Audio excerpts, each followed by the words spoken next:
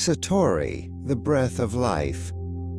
Kensho stood at the center of the marketplace of noise, a realm where the air was thick with the static of unmade decisions and the relentless chime of the external world.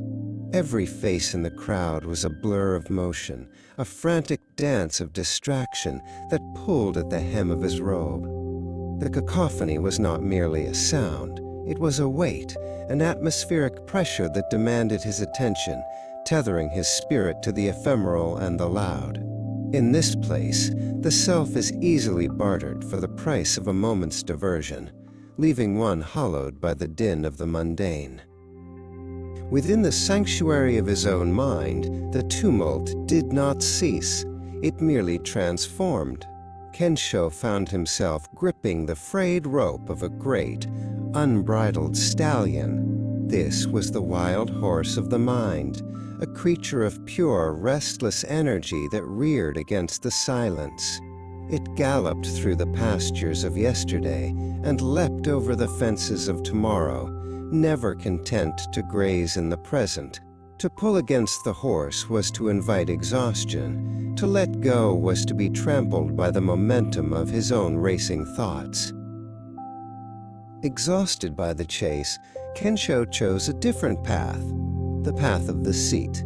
He sat upon the cold stone of the mountain, turning his gaze away from the horizon and toward the interior landscape.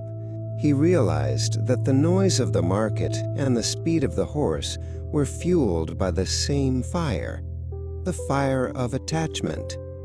To find the center, he had to find the anchor. He closed his eyes, letting the world dissolve into a gray mist, and turned his focus to the most primordial rhythm of existence. He arrived at the first gate, the threshold of the nostrils.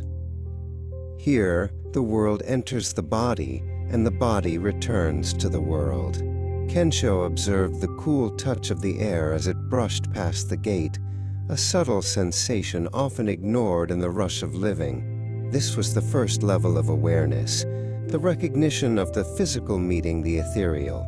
He did not try to change the breath. He simply stood as the silent watchman at the gate, noting the arrival and departure of each guest. As the air descended, it became prana, the vital spark, the golden thread that weaves the tapestry of life. Kensho felt the breath expand within him, not as mere gas, but as a luminous presence that filled the vessels of his being. It was the bridge between the conscious mind, which thinks it is in control, and the subconscious depth, which beats the heart and heals the skin. In this union, the duality of self and other began to fray at the edges, replaced by a singular, undulating pulse. To breathe is to walk a bridge that spans the abyss of the unknown. Kensho realized that with every inhale, he was drawing in the universe, and with every exhale, he was offering himself back to it. This bridge was the only stable ground in a world of flux. It was the connection to the ancestral breath, the same air that had passed through the lungs of sages and stars alike. He was no longer a solitary island. He was a wave in an infinite ocean of respiration.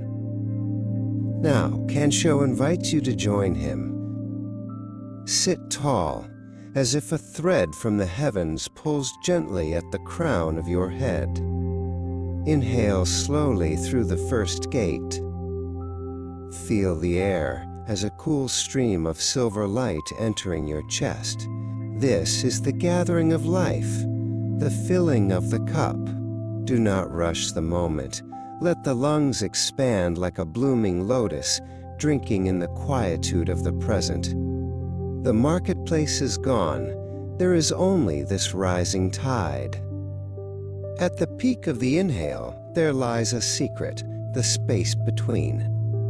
For a heartbeat, the breath stops and the world stands still. This is the kumhaka, the sacred pause, where the wild horse finally finds its rest. In this suspension there is no past to regret and no future to fear. There is only the fullness of being. Kensho dwelt in this liminal space, finding that the silence here was not empty, but pregnant with the potential of all things. Then comes the release. As Kensho exhaled, he felt the old air depart, carrying with it the remnants of tension and the echoes of the marketplace. The exhale was an act of profound surrender, a letting go of what was no longer needed. To exhale is to die a small death, trusting that life will return of its own accord. He watched the breath dissolve into the atmosphere, realizing that by emptying himself, he was making room for the infinite. Satori arrived not as a thunderclap, but as a soft dawn. Kensho opened his eyes, and the world was the same, yet entirely different. The marketplace of noise was still there, but he carried the silence within him. The wild horse was still there, but it now walked beside him in peace. He understood that the breath was the life, and the life was the breath. Every moment was a gate, and every gate was open. He took one more breath, and in that breath he was home.